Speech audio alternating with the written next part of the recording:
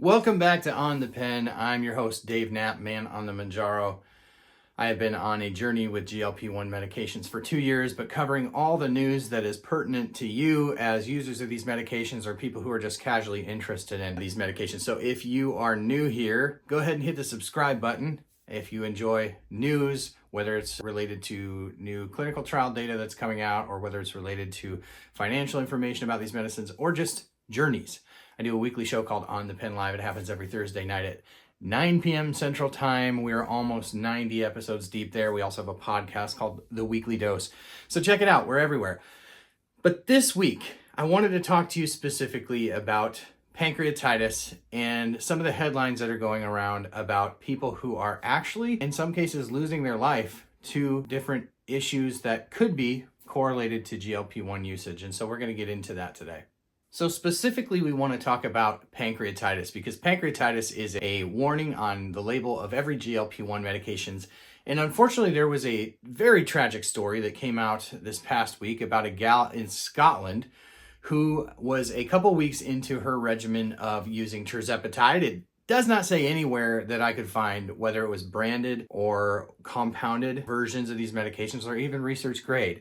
But what we do know is that Manjaro was recently approved for use in chronic weight management in Scotland. So unfortunately, this lady developed a severe case of pancreatitis and did not survive her battle with pancreatitis, eventually suffering from organ failure. A very tragic story.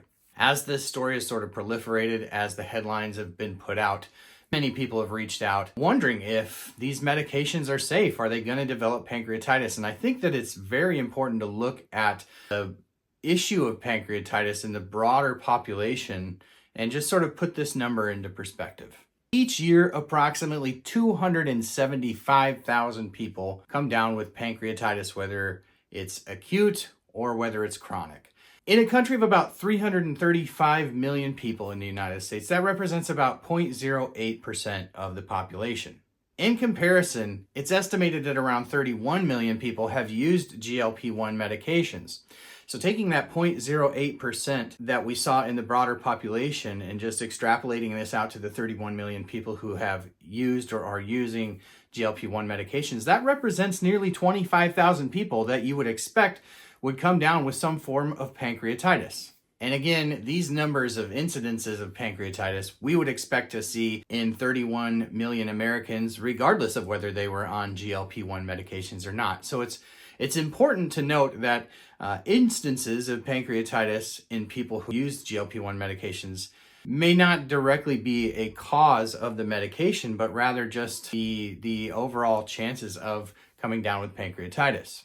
In other words, correlation does not exactly equal causation. Make sense? So taking a look at the numbers, 0.08% of the population of people taking GLP-1 would be expected to develop pancreatitis regardless of the medications that they're on.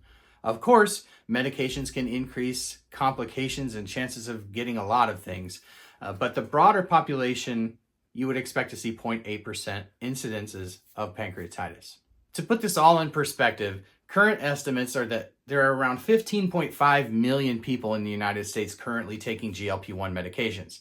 If pancreatitis was a huge issue with these medications, you would expect to see a much higher incidence of pancreatitis in the GLP-1 user population. But it would appear that we don't see exorbitant amounts of people getting pancreatitis on these medications outside of what we would expect to see in the normal population. It's important to note that acute pancreatitis has a survival rate of about 95%. Usually a hallmark of pancreatitis is severe upper right quadrant pain. That is a telltale sign you should probably get to your doctor and have it checked out. While these headlines can be a cause of concern, I think it's important to understand that statistically, we're not seeing massive spikes in pancreatitis in GLP-1 users. At least this has not been widely reported. The statistical likelihood of developing pancreatitis is still relatively high at 0.08% of the population in total.